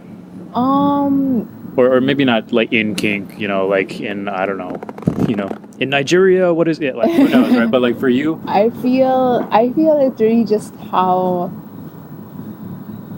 It's really up to the person. Like, what about for you? For me, it's... I can have non-consensual... I can have non-sexual and sexual... Like, kink to me is both. Like, I could do it both. Like, rope for me can be non-sexual. Okay. So non-sexual, just to define that would mean, like, no touching your boobs, no touching your pussy. Okay, wait. Let me think about that. I think, yeah, things like that. But, like, sometimes, like, how for girls it's like some girls, I'm not saying all girls, okay? I'm not. Some girls are okay with having their breasts touched. Okay. But they would consider it also non-sexual because you're not like actually... No penetration. Yeah, no penetration. You're not sticking anything anywhere. Yeah, I mean, like, technically, I think, like, technically, sex is, like, dick, vagina. Yeah, but not even, like, fingers or anything. Right. It's just, like, you're touching a part of my body, you know? So, like, for some people, sex is really a big part of kink. Like, I've heard people who literally would say, like, if there's no sex, then we can't play, you know? And there's nothing wrong with that. But, you know, some people, they have issues with that. But, like, yeah, they wouldn't play with a person because there's no sex. Because that's what drives them into kink, is the sexual part of kink. So... How do you think about that? What do you mean? I don't know. Like, I'm trying to wrap my head around. Like, is it just like a way of having sex, or is it something different? Because it feels... I feel like maybe the kink would enhance, like, you would feel sexual feelings when you experience the kink. Like, I know people who, like, when they get tied up, they're, like, wet. Or like, when they see a girl gagging, like, their dick gets hard, you know? But some people, when they get roped in, they just feel calm. They just feel zen, stuff like that. But like the girl who gets tied up and she gets wet, if she doesn't like come, is she gonna just be like, come on, guys? Like, no, I don't think I don't really hear stories like that. I think it's just like she gets wet and I don't know. It depends on the situation. If she, it depends on the situation. If like her partner will, I don't know, do sexual acts on her or use toys on her while she's up there or getting tied up and stuff like that. I can't explain it because there's so many situations where... Yeah, like for you then, like what's like, do you like to, you know, like come, like have sex, you know, like if you're playing... You know, honestly, for me, it's just a personal thing, but the whole like getting all riled up for me is what I like. Like it's kind of weird, but the orgasm is like the ending for me. It's not the climax. It's really like getting there. That's what I enjoy the most. Yeah. So like teasing. So, yeah, teasing. I like okay. So you were talking about orgasm denial before. I don't like denial. Yeah. But I like delay. Yeah. Like when it's just like so close. No, not so close, but it just really, you really stretch it out. Yeah, that's what you mean, like multiple orgasms, or like you're about to come and then you pull back and then wait a little bit, go further? Not stop, but like just slow down. Yeah. You know? Yeah. Just to like slow down and... You have to get somebody who knows what they're doing. Yeah. Because like if they don't know what they're doing, then it's like... that's how it's like you missed your chance, you probably fucked it up. you're probably not going to get another chance. But you know, it's pretty hard for me because like it's hard to tell if someone's... Oh, you don't have like a color shade for that? You turn... No. You turn like... But like, you know, I know better when I'm like masturbating. So yeah, that's what I enjoy most when I masturbate. But like that's my favorite thing in life. But I don't expect my partner to know how to do it. Yeah. It's hard. What are your tells? Do you know? What do you mean? Like how does a partner know that you're close to coming or something? Well, I have to. You hold your breath. You get really quiet before. Actually, that's for new partners. It's hard to explain that. When I'm close, I get quiet. Yeah, because usually you get louder, right? Like especially in like, I don't know, porn or other people, they get louder when they're about to orgasm. But me, I like get... It's like the calm before the storm. Like, don't stop. Yeah. Yeah. What are we talking about? Yeah, I kind of forgot. So like kink and sex. So like for you, can you I don't know, like maybe more specifically, in like the last couple months, have you had a session where there was no sex? Yeah. That was like, was that more of a technical rope kind of thing? I did have like a serious session, like a rope session, where there was no sex. Just one partner? Just one person there? One person, yeah. Uh-huh. What do you even call that? A play partner? What do you call it? Like a person? Because your partner is your partner. Like your dom guy, right? Or no? I don't know.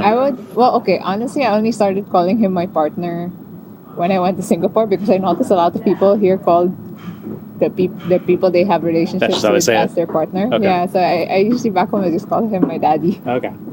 Gotcha. Yeah. So then if you're doing like a one-off session with somebody, what would you call that person?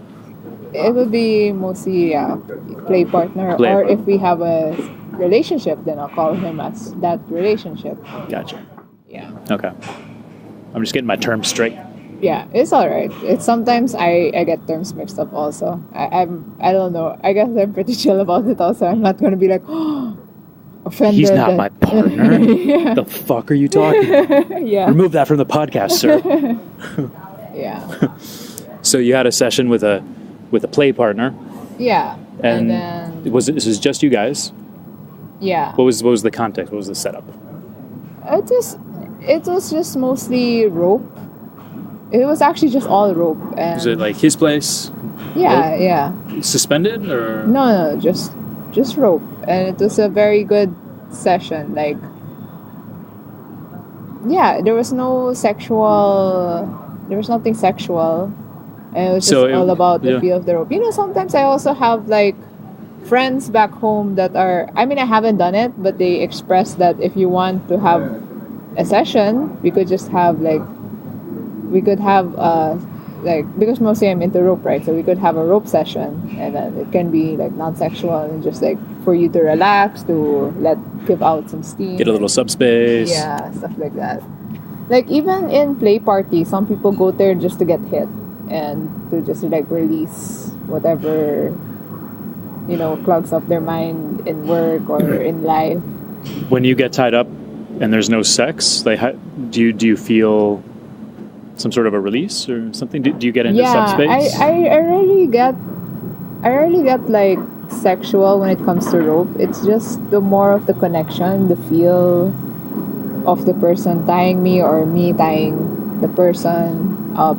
It's more of like the whole connection kind of thing for me.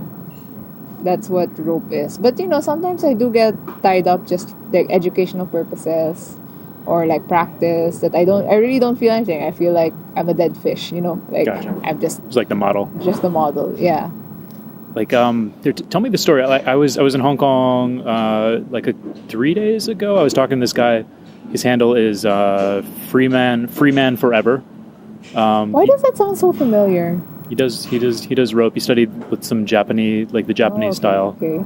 Yeah. His teacher was a French guy in Hong Kong. Okay. But he knew and he'd taken photos for the Steve guy in Asada Steve? Right, yeah. Yeah. So like when I met I met him, I was looking at his profile and I recognized Asada Steve because you showed me the photo of you with Asada Steve. Oh yeah. Was it in Tokyo? Yeah, Tokyo. So tell that story. What was? How did okay. I really just went there to watch him because that whole Tokyo trip, I went with my vanilla friends, but they know what I do. Like they're my best friends, and it was really meant to be a vanilla trip to Tokyo. Like, oh, have fun, eat some Japanese food, go buy stuff. But like I just noticed that I was hitting some workshops and performances of riggers that I really like in Tokyo. So I was like, okay, I'll try to hit those. So the main ones were Kinoko, Renyagami, and Asada. So Asada, he was having a performance, and I really just went there to watch him, and just myself. How big was the venue? It's like a studio apartment kind of place, but he somehow like 10 people there. Or? There were maybe more than 5, less than 10. Okay. About that much, yeah. And I bought rope from him because I had a friend who really is like a huge fan of him. And when I was a newbie, because I only went to Japan this year, so even like 3 years ago, she would rave about Asada Steve, and she ordered ropes from him and would say things like his ropes have been the best so far that she's ever had, and she does her own ropes. Like she buys locally and treats it herself and stuff like that. And it's like special rope for her. And so I wanted to buy some because it's like it's the only opportunity that I get to buy Osada ropes. And then just I was watching him, and I was really intimidated by him because he's like a tall guy, a tall dude, and pure daddy material. And like he doesn't really talk much, a lot. He doesn't talk a lot, so when I entered, I think I was the last one there, and I was really like, oh no, because I even tried to go there early. So seeing that I was the last one there, I was like, oh no, I'm so embarrassed. But yeah, we sat down and just watched him perform on a model, and then I was just really enjoying myself. Like I really liked watching him because I've never seen that kind of performance with rope before. And then what was different about it? Just like I really could feel like the connection he was giving with the model, and the model, her reactions were very like raw and very natural and stuff like that. So, and plus it actually was the very first like Japanese rigger performance I've ever seen. Yeah. So, and then there was like a break after, and then. I forgot. No. Okay, so there was a break, and then he performed again. There was like 2 sets, and then what I thought was another break, then he just asked me, "You want to get tied up?" Just you? Yeah, because I think he knew everyone else. Like I think I was the only like new person there. Okay, yeah. Yeah, so he just asked me like, "Do you want to get tied up?" And I had to like stop myself from like screaming. Yeah, and then I was like doing gestures like fanning. I was like, okay, and then he was like, okay, calm down first, and then he was kind enough to like lend me, because all his models were like the kimono stuff, and it's like choose one that fits you and what you like, and you can use that. And then it's literally something that, what happened? What was it was all floor work, because I told him that I haven't been suspended in a long time, so no suspensions. And he was really nice. Like he sat me down, and like before everything happened, I think even before I went to dress up, he sat me down, and I was like, so he was saying like he mostly doesn't have a routine for things like when he ties people up, he just goes with the flow, but he wanted to know what was like okay for me or not, which I found, it was because even though I was like a fan of him, still someone I didn't know. So I would. So what do you say? So I told him things like, I'm basically okay like with what you did with your model, but not the suspension and stuff like that. Yeah. So that's it. No suspension. Yeah. And like, so then? Yeah, and then he tied me. It was more like very floor work. And I don't know, I really felt like a really deep connection with him when I was being tied up. I literally never felt anything like that with anyone else. Aw, that's sweet. Yeah. So, and he's really good at what he does. So, what do you think made it different? I feel like it's the mastery also of what he's doing. Like even though he said that he's just going with the flow, he's not sure what he's going to do next. It's like he knows exactly what he's doing. Was he able to kind of figure out your kinks without you having to tell him? Like, because you're into maybe the rougher, like some rough stuff, some impact play. Did he sort of go there naturally? Did he kind of discover that? Yeah, a little bit, because like sometimes I would like, it's not resist, but kind of push back a little. Uh-huh. And then he would see that, and then just like sort of put me back where I'm supposed to be and stuff like that. Okay. And I enjoyed that. So yeah. And I think he could tell also that I really enjoyed it. So when I would do it another time during that, because there were still people there, so it was sort of like a performance. Yeah. So when he saw that, then when I would push back a little bit, he would do it a little bit harsher and stuff like that. So it's like, oh, this is really nice. So he figured that out about you. Yeah. Spanking and stuff? No, there was not much spanking. Okay. I haven't seen his, like, so if I want to research Steve, like, am I going to see photos or videos or what's out there? You might see him in like porn sites. Okay. But because I'm also on porn sites. Yeah. That is not a, it's okay. Yeah, just search Asada Steve in any porn site. But I think you'll see most of his old stuff where he's more sadistic. Oh, okay. Like, it's really intense.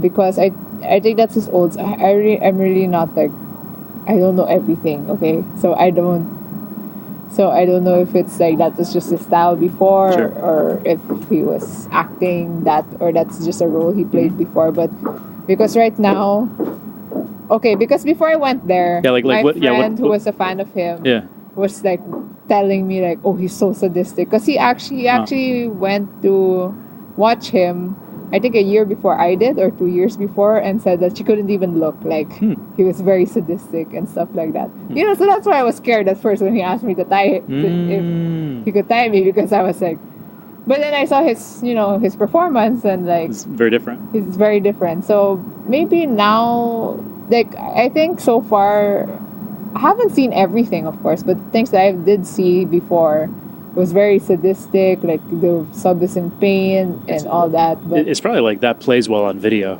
Yeah. Right? It's sort of like if you're doing theater, you kind of need to make, well, actually, this is the exact opposite. But like, if you're doing theater, like a theater performance, it's very sort of exaggerated. And if you're doing like movies where the camera's right in your face, you can make little nuanced expressions and it'll pick up. But I guess on a xvideos.com, if you want people to like stick around, it can't be like a long fucking, like slowly working, like, oh, look at that little breath she took. Wow, she's so into it. Yeah, it has so to be maybe like I screaming. I'll believe it if they say that it's like all acting or something like that. Yeah, or it just plays better. You know? It's like you can do it both ways. Maybe he enjoys them both equally, but like, what do people like? You got your dick in your hand. You're like, I'm gonna sit around for 20 minutes of like caressing and shit.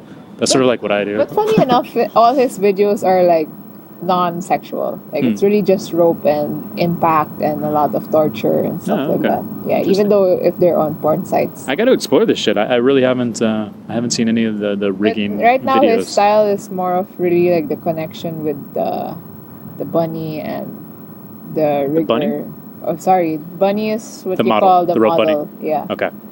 The rope bottom. So. Yeah, I'm just warning you. I don't think what you'll see on porn sites will reflect how he does his tying right now. Yeah, I mean it makes sense if you're in you have a smaller audience, people who like you. Yeah. You can do something that's a little more longer form. It doesn't have to be so intense, and people will still pay attention. Yeah. In that setting, you could do something more nuanced. But like porn sites, you got the fucking camera crew waiting, they're all being paid by the hour. Mm-hmm. It's like, all right, get the thing, let's go, next scene. Yeah, make her scream. Also, when it comes to rope, there's also a lot of like safety issues, because I do have friends who are very, very conscious about every step of like doing rope. Like, you need to do this because it's safer and things like that. And I do have friends who are more like, you don't. I'm just going to put this around your neck. No. But it's like, I know what I'm doing, so I don't need to take, like, no, it sounds, okay, I'm trying to not make it sound bad. Like, it's not that necessary. Okay. It's still safe, but it's not necessary. Yeah, that makes sense. Yeah, so, like, all the other precautions are not necessary because what I'm doing is still safe. Anyway, so, but then in rope, it really also depends on the bottom, because I was like watching. If you flail around a lot, then you need more precautions. Yeah, it's also like how because rope, anyone can get tied, no matter what body, what gender you are, you can get tied. But I believe there are some restrictions. If you're physically fit, you're more able to do certain things easily. Like flexibility. And longer, just like weight. Yeah. Well, maybe not weight in terms of like how, like if you're heavy but you're like muscular, I think maybe you could still. Maybe. But you'd probably need like a broader, yeah, like more support. Yeah, or like if you're not. If you weigh twice as much, you probably need like twice as much rope touching your skin to even out the... Like me, I consider myself not very muscular, so I'm like squishy. Okay. So like if there's rope, I feel like I need more support. Because, like, I got you. Yeah. I'm so squishy it's that gonna like smack your bone. Yeah, it's gonna really. There's nothing in between you and the. Yeah. Okay. I don't have muscle to cushion to cushion the. That makes sense. Rope. So.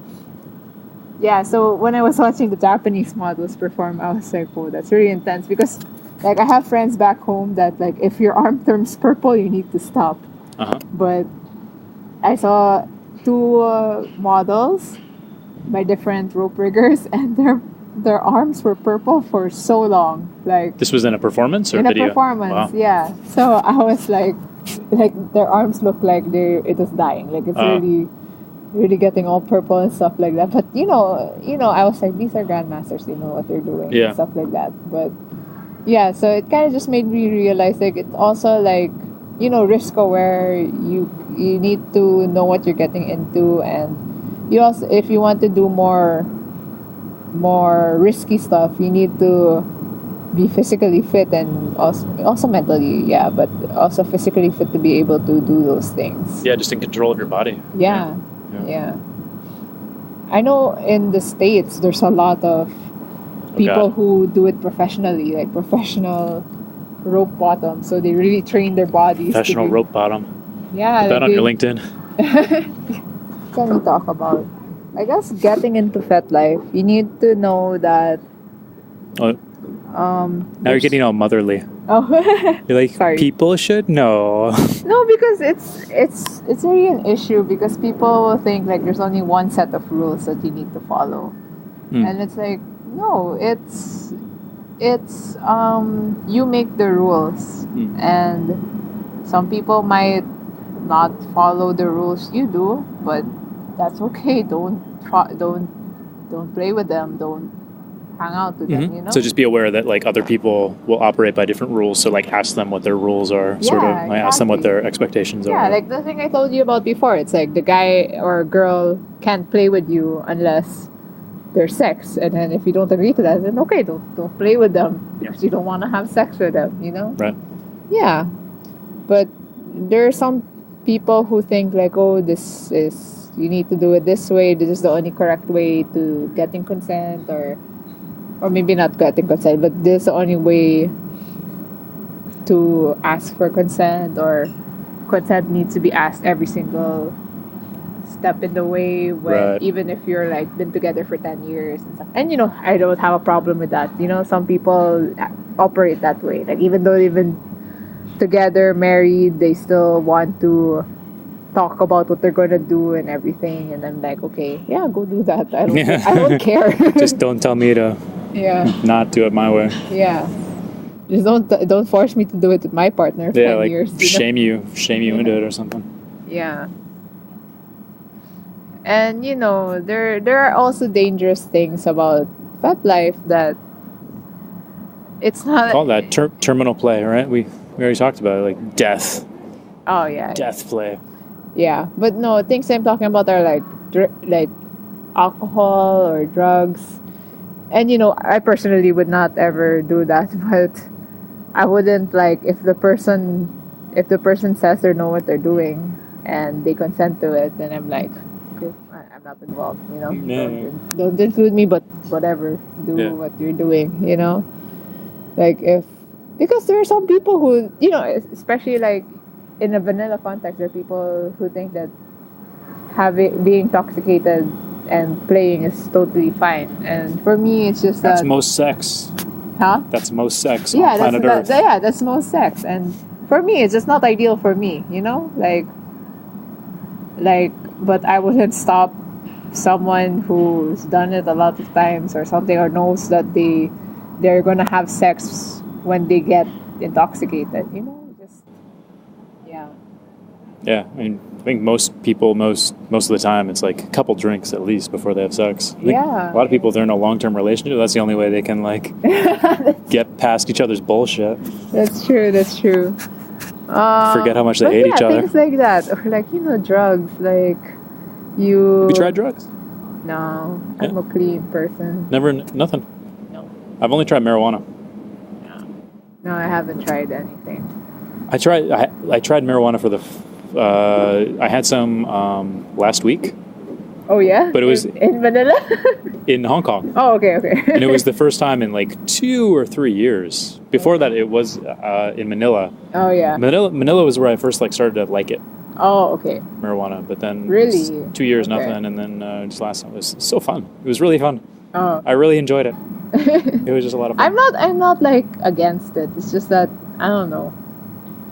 I feel like I'm too old to have it now Oh because I my feel like God. it's like a college thing. You're too old. I'm sorry. Yeah. Like 10 years older than you are. I'm like, I love smoking. It was fun though. I mean, I don't know. Yeah. Depends. Up to Not gonna me. It's shame up- you into smoking weed. Yeah, Like yeah. you're stupid. Smoke weed.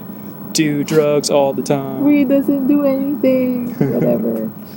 Yeah, but what I'm talking about is like, some people like get high before they have play, and I'm like, okay, if you know what you're doing. Yeah, it seems I like wouldn't. yeah. It's just I wouldn't do it with you, but It seems like one of those things like it's you're like taking away one of those safety things, so you Yeah. have to be more of an expert to do that. Exactly. I feel like those people who actually do take those risks they know more what Right. they're doing. So you can do it blindfolded. You could do it high. Same idea. Yeah. But Yeah, like, I feel like the people who take more risks are the ones who really pay attention. Okay, I'm not saying everyone. Okay, it's like the ones who should be allowed to. risk takers, but Yeah. the ones who They kinda know what they're doing. are more experienced in those kinds of things. I feel like they're more. They know what they're doing. They really know what they're doing. Maybe they're trying to push the situation too. Yeah. It's like they've sort of not sensory deprivation, like sensory. It's like there's no more. They're like looking for the edge. It's like I've already done all the. Like what's the next thing? Yeah. Maybe Yeah. I don't know. Yeah. I mean, when I came to FetLife, not in the community though, because I feel like for some reason I feel like the Western communities are more wild, like in terms of the kinks and fetishes.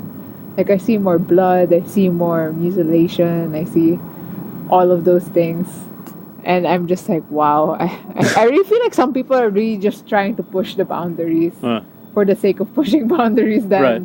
it actually being kink. Maybe like the boundary pushing is their kink, but like they come up with new fetishes and stuff like that. Sometimes I wish FetLife has a filter because there's some photos that I wish I can't see. Oh my god! You go on the like porn site because I upload my shit to all the porn sites. Yeah. So there's something where like your butt like sticks out of your butt, like The what? Your butt sticks out of your butt. Oh, like the flower thing. Is that a flower? It's I not a don't- flower. That's a terrible flower. But yeah. yeah. I Like, know. I don't- I know the term. It's like a rosebud. Or Oh god, something. I never want to see that ever. Yeah. Oh my god. It's like, I can't handle it. And you know how some people are like into vomit play. I don't, but I can assume. I hate this. There was this one. I was in college, and there was something. It was like tubgirl.com. And you go to tubgirl.com, and there's just a photo. There's just like somebody created a fucking website with just one picture on it, like just to like troll the internet. Oh my god. So, and then it's like some girl in a tub, and she has like diarrhea, and she's like shooting it up like in a fountain into her mouth. And I was like, oh, that's gross. why? No, never. Whatever. Never. I think it's the shock value. And she's that fat, and it's like, oh shit. Just tubgirl. It's probably still a thing. Yeah. I'm not gonna look it up. Yeah, I'm not. Trying to forget what the name is. Anyway, so yeah, I wish FetLife would remove it. Remove those things. Because, I'm not into, like, how some, like, Facebook, like, removes, like, you can unfollow someone, but they'll still be your friend. Yes. Yeah, so I wish I could do that in FetLife because there's some friends that I would. You don't want to see their photos. I don't want to see their like photos. mute them or whatever. Yeah, like, because there's some extreme stuff on there. And yeah, cool. Okay, so just to kind of wrap it up. Okay.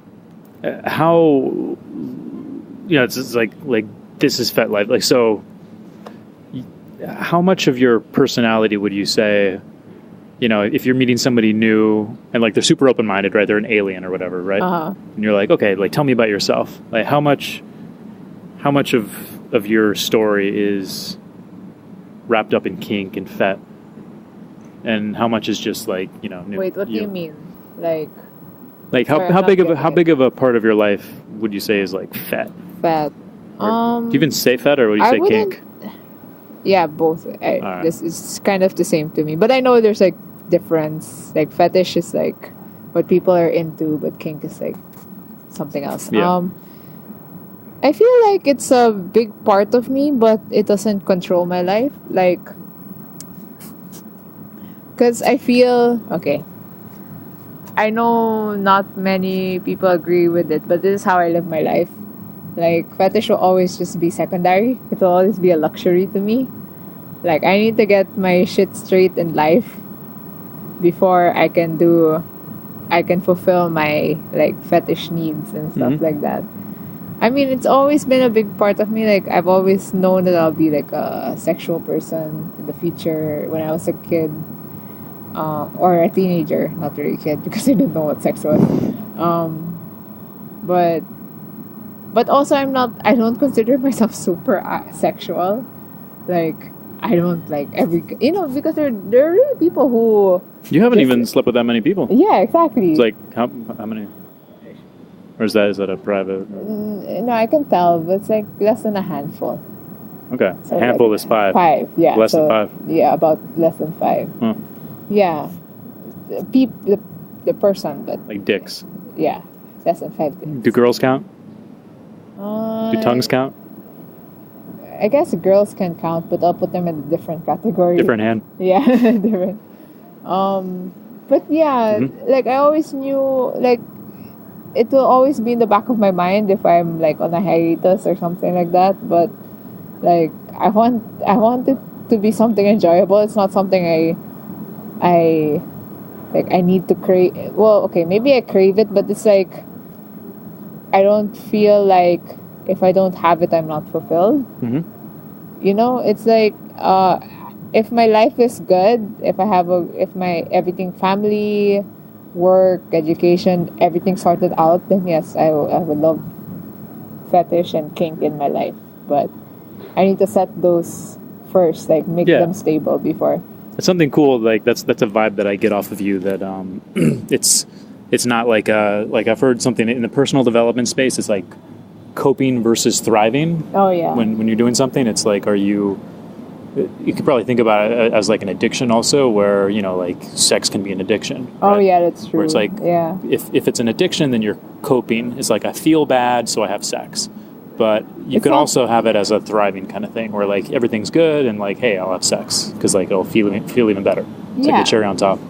Yeah, it's like that little something that completes. Yeah. Yeah. It's not like I won't be able to function without It's like, it. I hate my life, so somebody hit me. Yeah. I don't blame them, or I don't think it works. Yeah, like some people, they do see kink as something like an escape from something they're trying to run away from, and I don't blame them for it, or I don't see that as like damaging to them. It's just that not me. I feel like kink is something that I want to enjoy. It's luxury. It's something that I want to have fun with. It's not that I go like, oh, my life is empty without it. Yeah, I mean, it's gonna be a bit boring, but Yeah. Awesome. Yeah. How many times do you masturbate, like, per week? Like, that was like a really good place to wrap it up. And I was like, wait, but I want to know. Okay.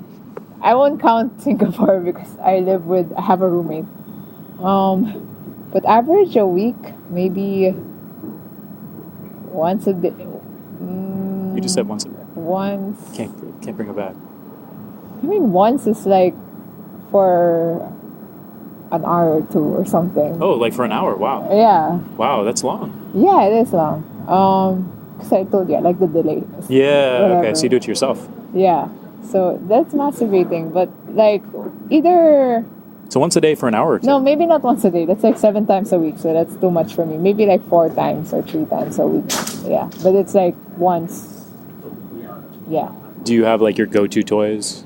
Like, do you mix it up or you're like always the same? Oh, yeah. I love toys when it comes to masturbating. I don't know. For me, when it comes to a partner, I don't really need like the sex toys. Like maybe toys, impact toys, yes. It's like, yes, I need to be. yeah. But like, I mean, also hands are really nice also. But like when it comes to sex toys, I really don't need it for if I have a partner. Yeah. But I do like vibrators. But I also recently discovered the sucking. Oh, you told me about the womanizer. Yeah, it's so good. Like when that ruined vibrators for me. Like because I used to be a huge vibrator fan. Now the woman like sucking toys are all that I want now. Nice. Like I want to try the different, like if it's any better or anything. Yeah. So that's your go-to right now? Yeah, that's my go-to. Yeah, I kind of regret not bringing it with me to Singapore, but it's okay. I have a roommate, so I wouldn't be able to use it. Is it loud? Like. I mean, my roommate's just right beside me in the other side of the room. So even if it was quiet, and she's not that kind of roommate. Yeah. And then dildo inside, or how do you two-hand it? For insertions, I'm not into that like masturbating. I'm not. You don't want that girth, that like fullness. It doesn't get me off. It's in terms of masturbating, I need it. It just really clicks stimulation. But when it's with a partner, I need the insertion. Do you finger yourself or not? Finger, no. I told you I don't. You don't like the insertion? Yeah, when it comes to myself masturbating, it's really just the clit. How does that feel? What do you mean? Like the clit masturbating? Yeah, because like you got the clit, you're good, but and then if you like touching around your vag to like go inside, then it's like you're like I don't really like what's the feeling? Maybe it's just like an added sensation, but it doesn't do anything. Okay. To me. Yeah, I guess it's probably like for me, it's like kind of a nuisance because my fingers will get wet and I have to clean them. Just lick them off. Yeah, like I have to, because with a toy, I just need to like wash the toy and that's it. I gotcha. Yeah. It's probably like for guys, if you like stick your finger in your ass, it's better. But like who has time for that shit? Yeah, what's that?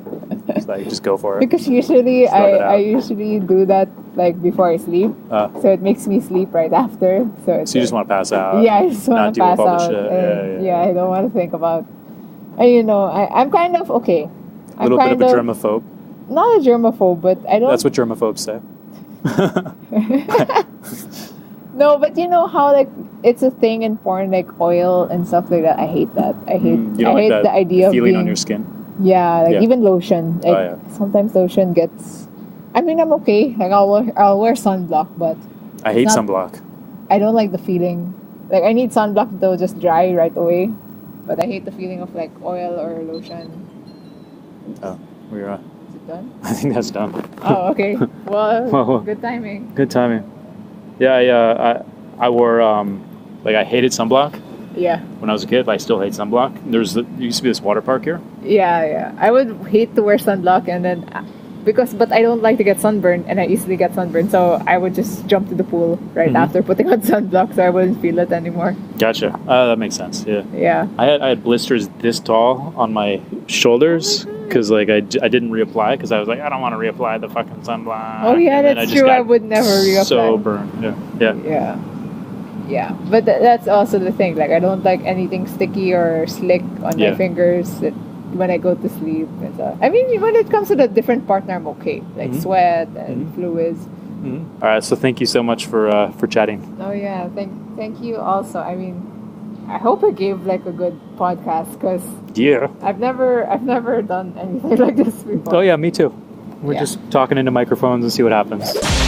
Thanks for listening, and I want to thank my sponsors. I'm just kidding, I don't have any sponsors. I'm just doing this to connect with people in kink because I'm pretty vanilla and I want to figure out what all this kinky shit's about. If that resonates with you, join me on the journey and subscribe so you get all the next episodes. And you can also join in on the conversation by going to FetLife.com, finding my profile, Hunk Hands, like a hunky guy and hands with an S, Hunk Hands. And on my profile, you're going to see a journal entry with the show notes, and that's where you can comment, you can tag friends, you can like, and you can interact. So if you haven't already done it and you want to follow the show, hit that subscribe button and get all the next episodes. And thanks to I Hate This Place for the show music.